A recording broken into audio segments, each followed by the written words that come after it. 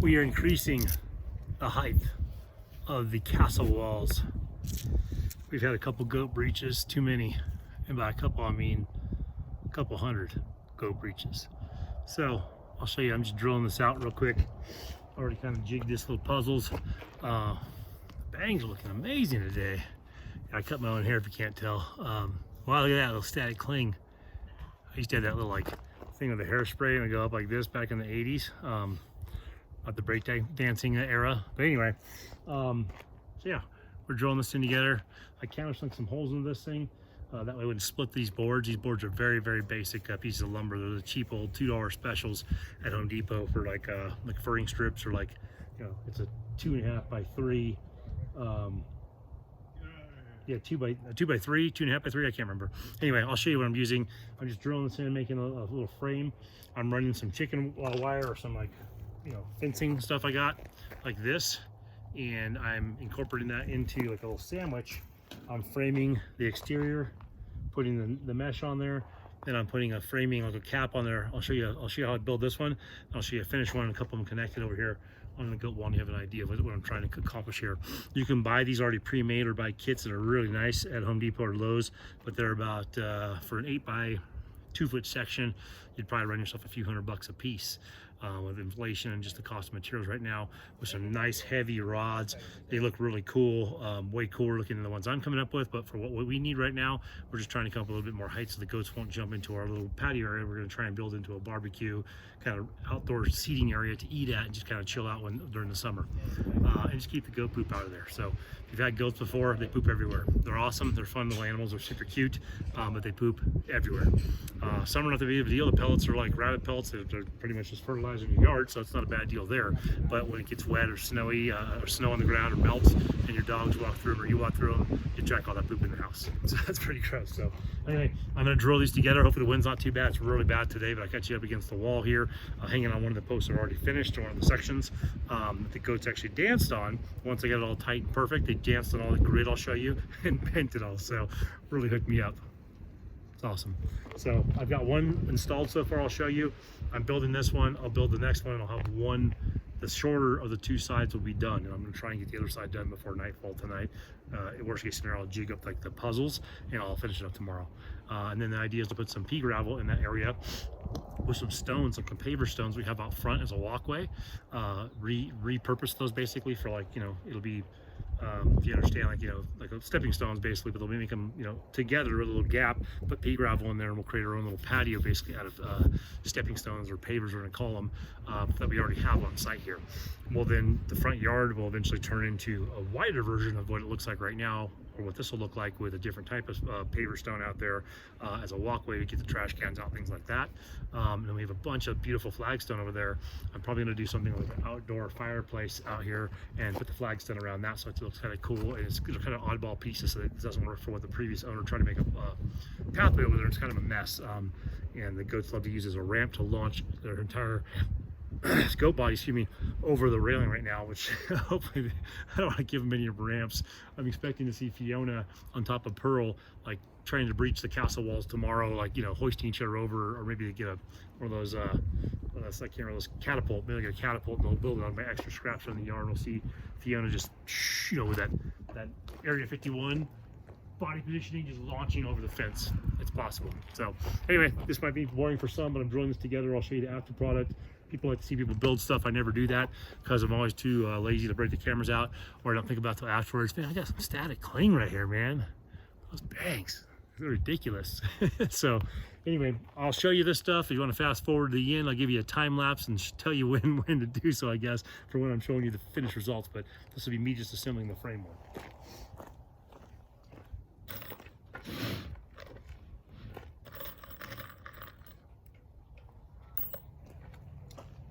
These are a 3-inch screw. I use screws and everything. I know people use nails. You can use a nail gun. I do have a nail gun, just air gun, boom, boom, boom, boom, real fast.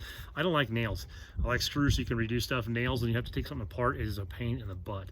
I can tell you all the old settlers and stuff, old pioneers use nails, and some of the structures are still standing, so I know it's a good technique. Some nails, when they're coated, do better than some of these coated screws. The screws, when you get coating, some of these areas in here can still kind of get worn off and rust over time and your screws can fall apart, but in my lifetime this stuff won't fall apart. I put way too many screws in the crap I build, and I over engineer everything. So but yeah, I like using screws just because it pulls things tight. I'm not a huge fan of the nail gun. I bought a nail gun on our tiny house. I literally used it for the rafters and I just didn't even like it. My past shop I built up in my house in Big Bear, I literally built with a swinging hammer. That's old school, I know. I was hanging out the side of my roof, one hand on the ridge beam, just nailing stuff in, and my neighbor thought I was nuts. That was pretty funny. But that was a compost roof, so I was able to nail it and not screw it in. But yeah, I use an Ryobi, just use the cheap drills. I have nice drills. I bought these for up here so I can leave them at the property and stuff if someone stole them. I'm not out millions of dollars. I have really nice tools. I end up using these Ryobi tools, the cheap, you know, the cheaper stuff. I'm not saying they're bad, they're just inexpensive, all China junk anyway. But this is the stuff you get from Home Depot. They're kind of in-house brand Ryobi. One thing I can say on these things, they're pretty durable. I've dropped them off ladders. I have several of these impacts and regular drills. I hardly use a regular drill. But the batteries, I can tell you, they get a little gap in here, a little shake, a little movement in here, and then you end up having a contact point on the battery, or the battery itself goes dead. But the tool itself, I have to admit, very, very, you know, I guess worthy, and they hold up as well as my Craftsman's, hold up as a Milwaukee, or a DeWalt, or whatever else. I'm really surprised for how expensive they are, especially on holidays. You can get little packs of that. So anyway, I got boards underneath here just so I can set this up and get like a nice contact patch, because this table is a little warped. This is the table that goats decided to take over for a while and make it into their own little home. And this stuff, I'm just kind of sizing it up. These aren't perfect boards. I'm just kind of like putting it in place in my hands, eyeballing it, and if it's not perfect, I'm not really that worried about it. I did countersink these so that the head of the bolt, so I drilled it twice. So I drilled it once for the screw to go through, and once for this to be able to countersink about this deep into each, just so I get a better bite. These screws have a threaded area, but they have a very long area that's not threaded. It'll basically be in this, and then the threaded point will go into the other board. You see threaded here, non-threaded here, will suck it in real tight. I want this head kind of smashed down inside there. Obviously the head's larger, so if you pre-drill for this and the head pushes in, you can still split the wood pretty easily. So I kind of double drilled all these. Double prepped them, I guess.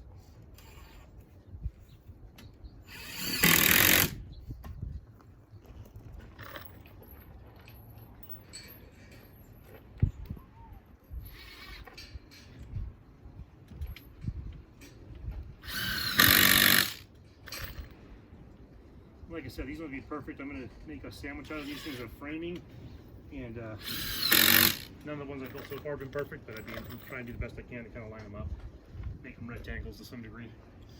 Now, I'm not pulling measurements from corner to corner on these things either. I'm literally going to install them, and if they're a little off, I'm going to muscle them into place and be able to make them work.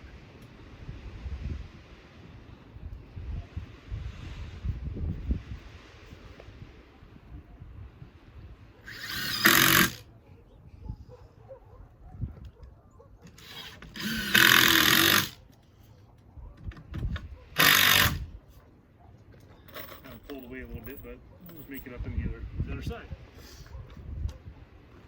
Like I said, sorry about the wind if you're catching. You guys will have to listen to the recording before I post this up, and it's bad. I'll put some banjos in the background or something. I don't know.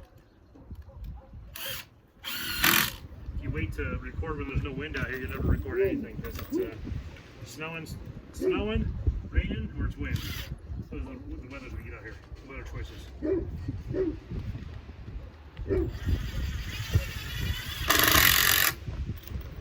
That one was pretty off, so hopefully we're not super tight at the end here. But once again, like I said, not only overly concerned about being 100% super tight on this stuff. Like you see, this is way off where it's shifted here, but I know my main posts are the right length, so I'm going to just bend this into place. Get it back right here. We'll figure it out when we get it hanging up. So.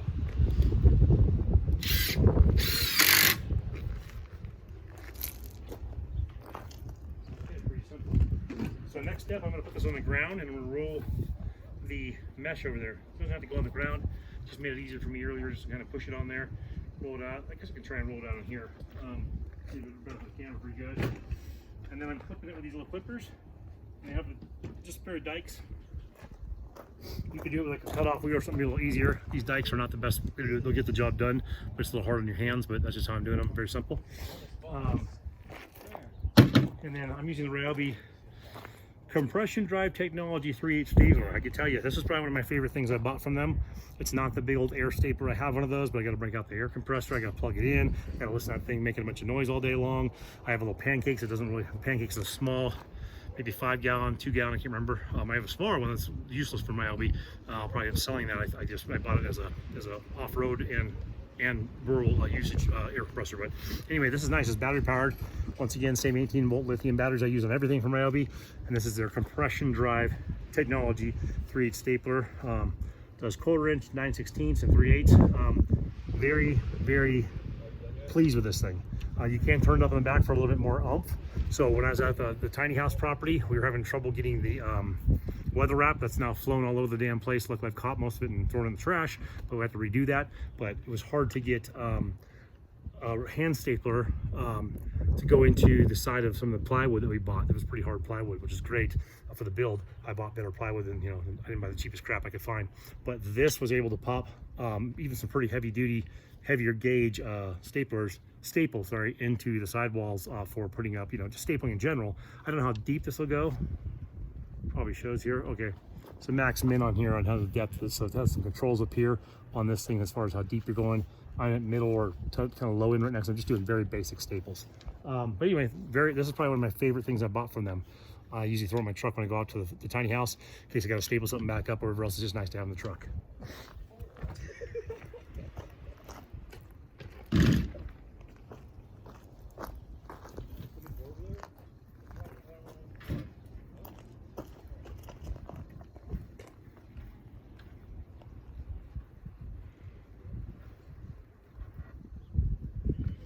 Yeah, I'll do this on the table here. I'm going to put a couple of pilot staples in here so it doesn't go past where I want it to. And we'll roll it out. Kind of pre-cut it. Maybe some of you already kind of got the idea what I'm trying to make here, look-wise. It's like the top of a privacy fence, where you'd have kind of a more ornate-looking section. This just won't be super ornate because it's made of, gardening screen instead of like fancy heavy duty like rebar-y looking type of post, but I think it'll come out pretty nice in the end.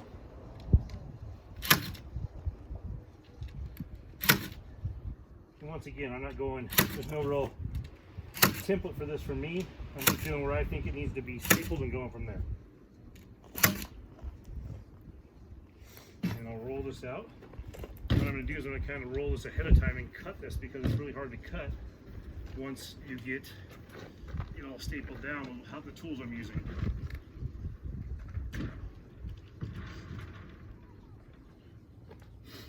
Of course, I put my clippers in underneath here, so perfect spot to not be able to reach your clippers would be under the thing you're working on. So I'm going to take and start cutting this, just so I don't have to do it at the very end, because on dikes or cutters, leverage point, if you're cutting at the very tip here, putting a lot more oomph into it. You're cutting way back into here, you're obviously putting there's less leverage on, better leverage on there, less fatigue on your hand. My hands already hurt all the time anyway. So anyway, so we're just going to clip this, bam.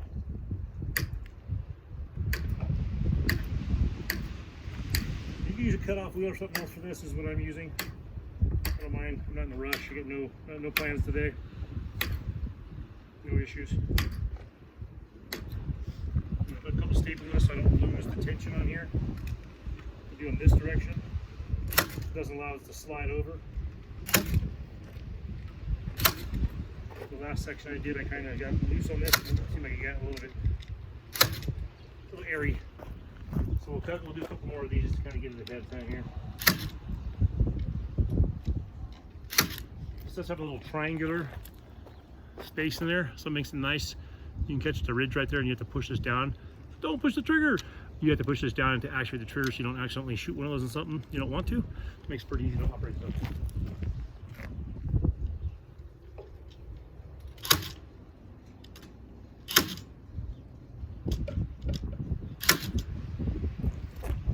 On that note, I'm going to cut some of this at a time, so we're not getting all the end here.